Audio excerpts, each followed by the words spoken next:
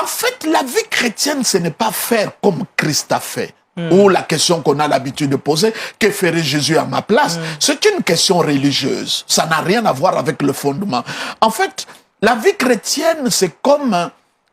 je prends l'exemple de Mozart. Mozart, c'est un grand pianiste. Oui. Et maintenant, on dit... C'est pas je joue comme Mozart. C'est pas comme je imite Mozart. Mais Mozart habite en moi et je commence à jouer. Donc, je joue du Mozart. Je joue du Mozart. Ouais. La vie chrétienne, c'est pas faire Christ. Imiter Christ. Suivre Christ. Non, non. C'est Jésus qui vient vivre sa vie en toi. Oui. Ce n'est plus moi qui vis. C'est Christ qui vit en moi. C'est ça la vie chrétienne. Et je reprends encore les domaines dans lesquels vous échouez. Je reviens sur l'église de Corinthe. Il dit, je ne parle pas à des hommes adultes, je ne parle pas à des hommes mûrs, je parle aux enfants. La plupart des choses que les gens commettent, ils sont encore des bébés. Il faut les éclairer, il faut les nourrir. Parce que la Bible dit, lorsque l'héritier encore est enfant, n'est pas semblable à un esclave. Non. Ce qu'il a besoin, ce n'est pas la délivrance, mais il a besoin d'atteindre la majorité. Quand il arrive à atteindre la majorité, il peut vivre dans son héritage tranquillement. Donc, disons en clair que la grâce, ce n'est pas une licence au péché. Arrêtez de dire ça. C'est comme ça, tu ne peux pas dire que Jésus favorise le péché, parce que la grâce est Jésus. Et tu ne peux pas dire Dieu t'a béni grâce à Dieu. Tu ne peux pas dire que Jésus nous a sauvés de quelque chose qui peut nous pousser au péché. D'accord. Non. Est-ce qu'on peut augmenter l'intensité de la grâce? Il dit, la grâce de Dieu, source du salut, nous enseigne. Ça veut dire, quand le pasteur Jean Bosco prêche la grâce, il laisse le temps à la grâce comme enseignant. Pas comme enseignement, mais c'est une personne nous enseigne à renoncer.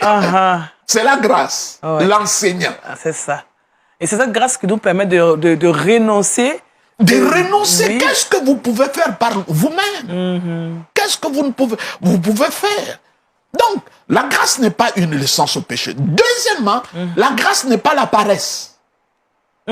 Parce que les gens disent, ah non, quand on prêche la grâce, les gens ne vont plus gêner, ils vont plus prier, ils vont plus faire des efforts. On a des procès comme cela.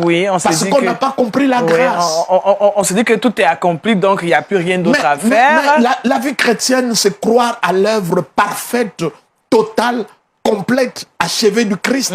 Je n'ai rien ajouté.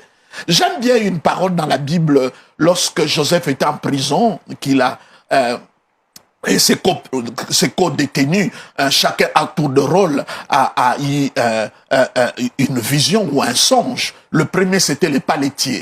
Et c'est lui qui s'occupe du pain, n'est-ce pas, de Pharaon. Et l'autre, c'était les chansons, c'est lui qui s'occupe du vin.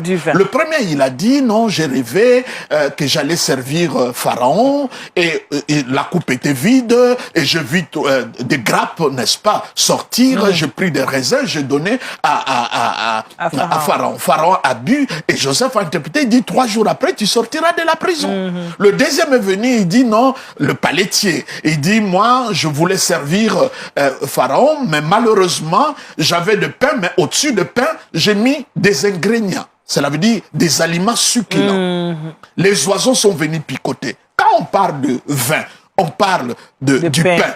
On parle de corps du Christ. Oui, et du sang de Christ. Mais pourquoi le deuxième, le palettier, Joseph a dit, toi, on te coupera la tête. Tu ne sortiras de cette prison morte. Parce qu'au-dessus du pain, il a ajouté quelque chose. Qui ne devait pas être. Qui ne devait pas être.